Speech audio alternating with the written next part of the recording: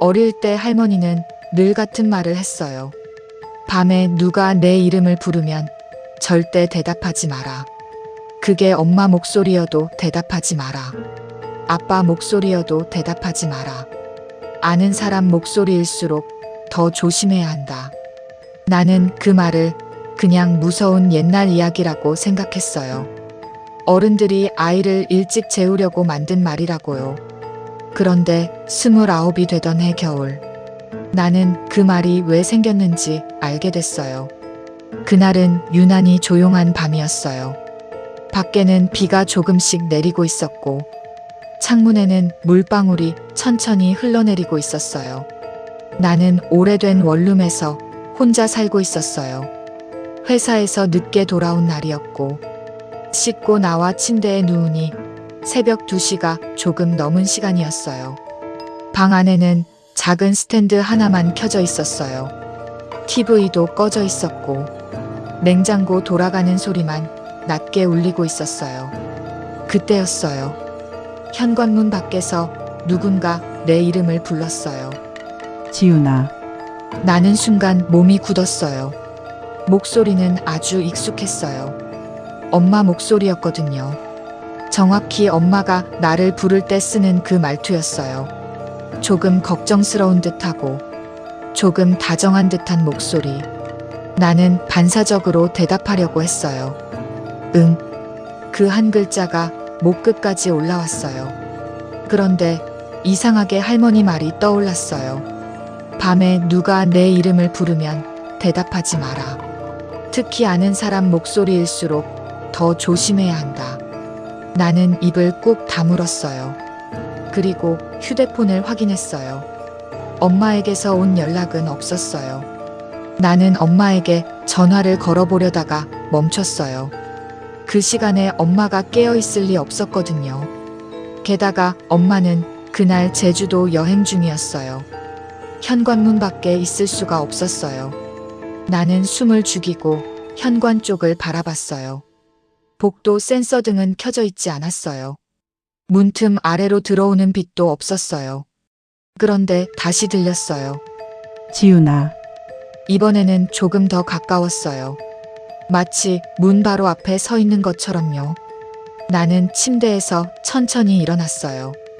발바닥이 바닥에 닿는 순간 차가운 기운이 올라왔어요. 몸은 움직이고 있었지만 머릿속은 멈춘 것 같았어요. 나는 현관문 쪽으로 가지 않았어요. 대신 휴대폰을 들어 엄마에게 전화를 걸었어요. 신호음이 길게 이어졌어요.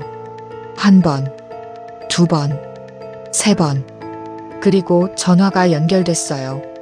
엄마는 졸린 목소리로 받았어요. 왜, 무슨 일 있어? 나는 아무 말도 하지 못했어요. 그때 현관문 밖에서 또 목소리가 들렸어요. 지은아, 문 좀 열어봐. 전화기 너머 엄마가 조용해졌어요. 그리고 낮은 목소리로 물었어요. 지금 누가 내 이름 불렀지? 나는 손에서 힘이 빠질 뻔했어요. 엄마도 들은 거예요. 휴대폰 너머로. 그 목소리를. 나는 겨우 입을 열었어요. 엄마, 지금 어디야? 엄마는 바로 대답했어요. 호텔이야. 혼자야? 응. 방금 엄마 아니지? 잠깐 침묵이 흘렀어요. 그리고 엄마가 말했어요. 절대 대답하지 마. 그 말투는 방금까지 졸리던 엄마 목소리가 아니었어요. 정신이 번쩍 든 사람의 목소리였어요. 엄마는 낮게 말했어요. 할머니가 옛날에 했던 말 기억나? 나는 대답하지 않았어요. 아니, 대답할 수 없었어요. 그 순간 현관문 손잡이가 아주 천천히 내려갔거든요. 철컥. 소리는 작았지만 너무 선명했어요. 나는 숨을 참았어요. 엄마도 전화기 너머에서 숨을 죽이고 있었어요. 다행히 문은 잠겨 있었어요. 하지만 손잡이는 다시 올라갔다가 다시 내려갔어요. 철컥, 철컥, 철컥. 마치 안에서 누가 대답하기를 기다리는 것처럼요. 엄마가 속삭였어요. 지은아, 절대 문 쪽으로 가지 마. 그런데 그때 문 밖의 목소리가 바뀌었어요. 이번에는 엄마 목소리가 아니었어요. 할머니 목소리였어요. 우리 강아지. 나는 온몸에 소름이 돋았어요. 할머니는 7년 전에 돌아가셨어요. 그런데 목소리는 너무 생생했어요. 정말 살아계신 것처럼, 정말 문 밖에 서 계신 것처럼. 할미야, 문 좀 열어봐. 나는 무의식적으로 눈물이 났어요. 그 목소리를 다시 듣게 될 줄은 몰랐으니까요. 엄마가 전화기 너머에서 급하게 말했어요. 듣지 마. 그거 할머니 아니야. 내가 기억하는 목소리를 흉내내는 거야. 나는 귀를 막고 싶었어요. 하지만 손이 움직이지 않았어요. 문 밖의 목소리는 계속 이어졌어요. 지훈아, 너 어릴 때 할미랑 약속했잖아. 할미가 부르면 꼭 대답하기로 했잖아. 나는 그 말을 듣는 순간 심장이 내려앉았어요. 그건 진짜 있었던 약속이었어요. 5살 때였어요. 동네 시장에서 할머니 손을 놓친 적이 있었어요. 사람들 사이에서 울고 있던 나를 할머니가 찾아냈고, 그날 할머니는 내게 말했어요. 어디서든 할미가 부르면 대답해야 한다. 그래야 널 찾지.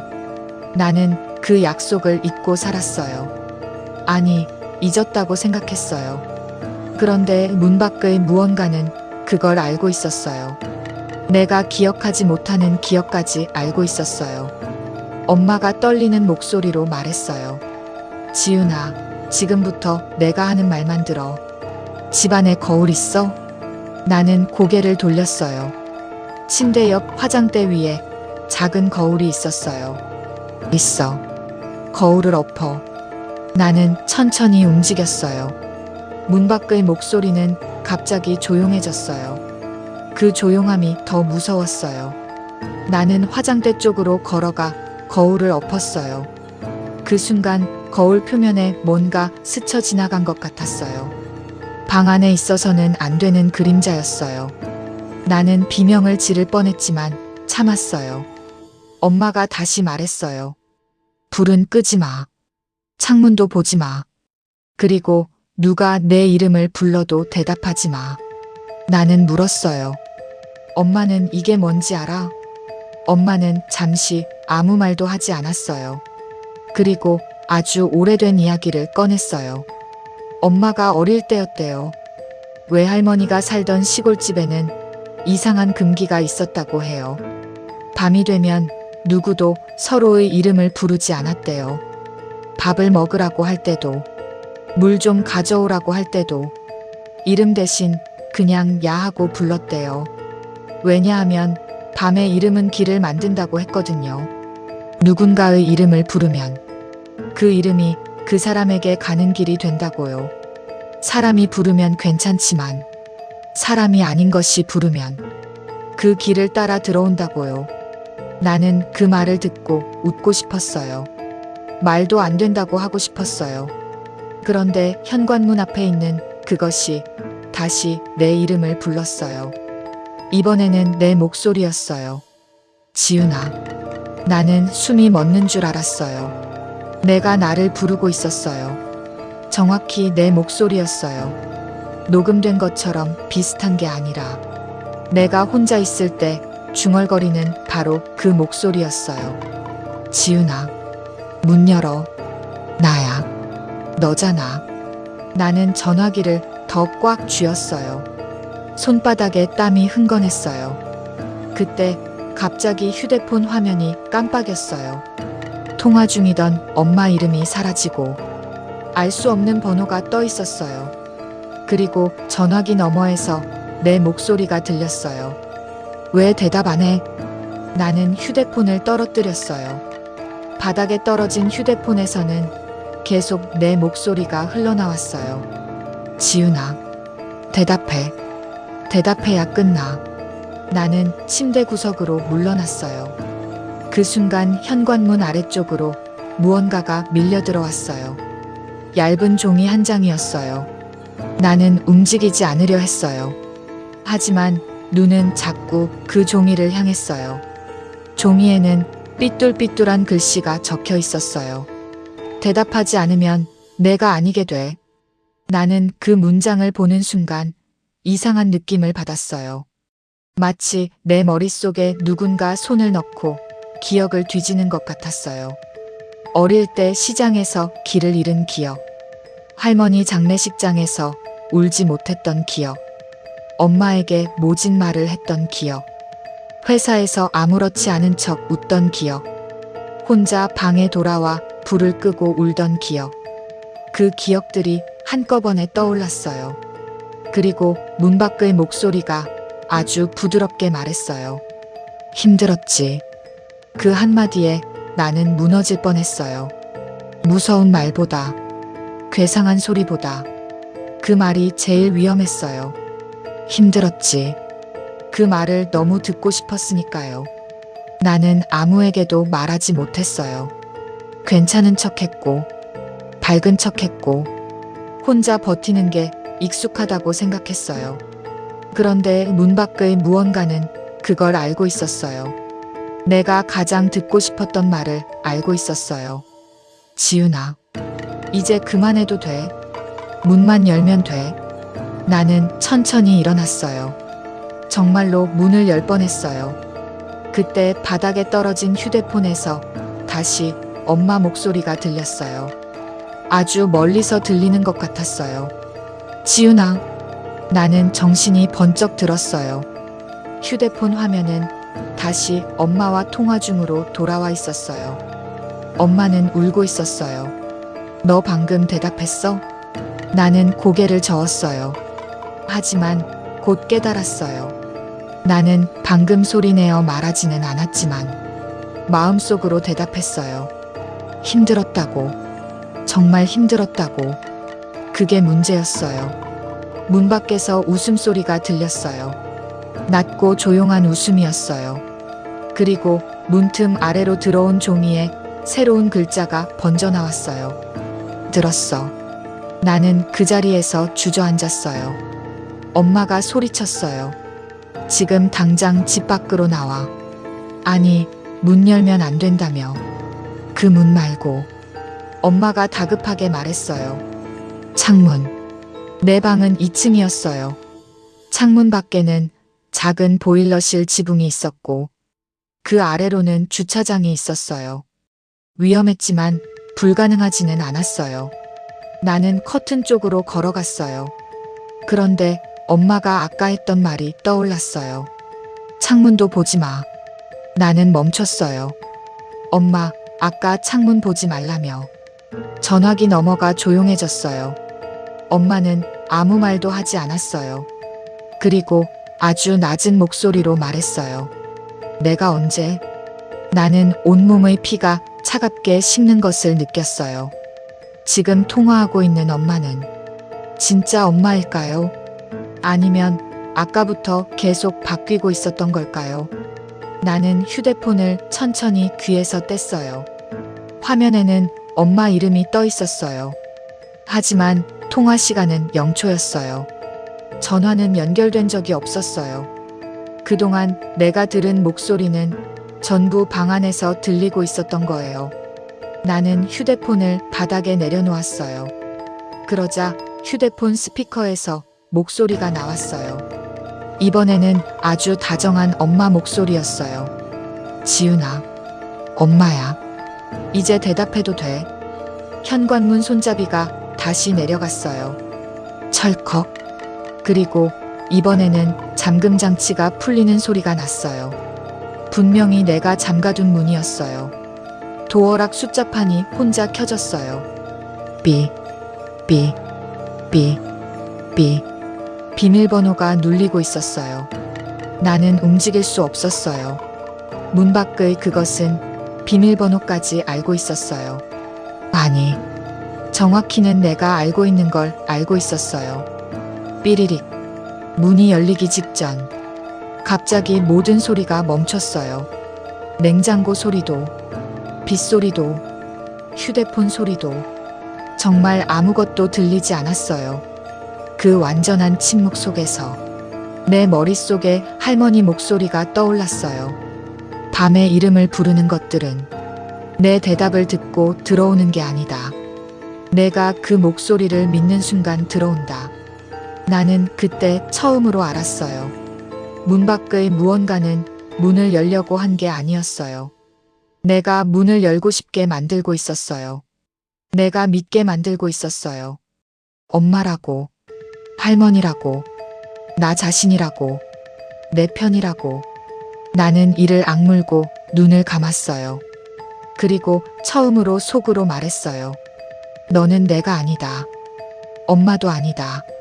할머니도 아니다. 나는 너를 모른다. 그러자 문 밖에서 긁는 소리가 들렸어요. 손톱으로 문을 긁는 듯한 소리였어요. 처음에는 작았지만 점점 커졌어요.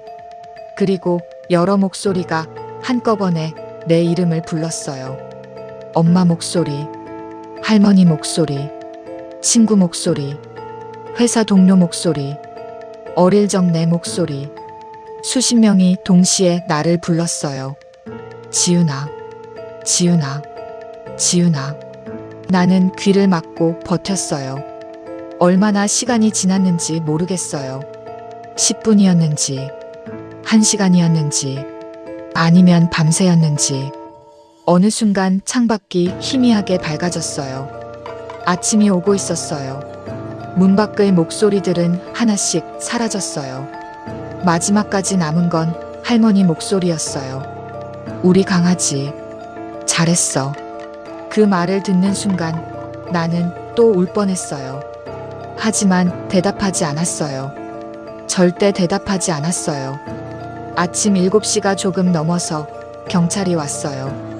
엄마가 연락이 안 되는 나를 걱정해서 신고한 거였어요. 현관문은 잠겨 있었어요. 도어락 기록에도 이상한 출입 흔적은 없었어요. 복도 CCTV에도 아무도 찍혀 있지 않았어요. 하지만 현관문 안쪽에는 손톱 자국 같은 것이 가득했어요.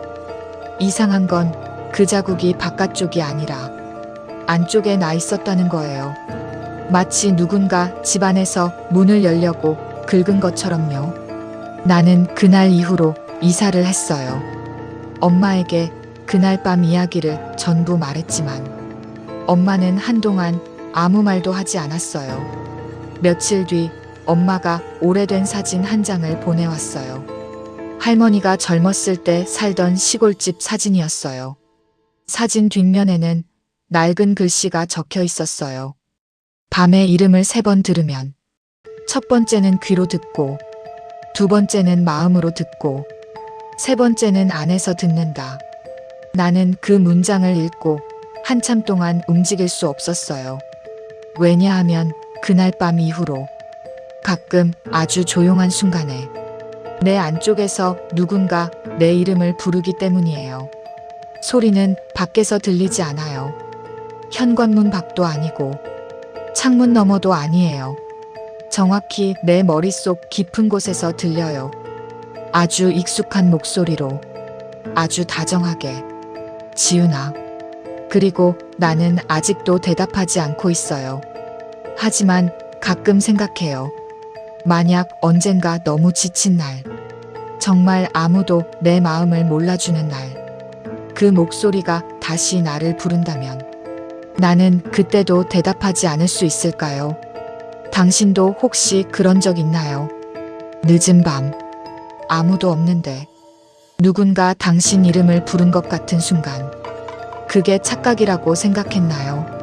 정말 그랬으면 좋겠어요. 하지만 혹시라도 오늘 밤 익숙한 목소리가 당신의 이름을 부른다면 절대 바로 대답하지 마세요. 문 쪽을 보지도 마세요. 창문을 확인하지도 마세요.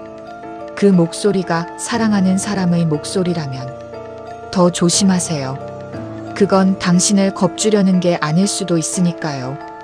어쩌면 당신이 가장 듣고 싶어 하는 말로 당신이 스스로 문을 열게 만들고 있는지도 모르니까요.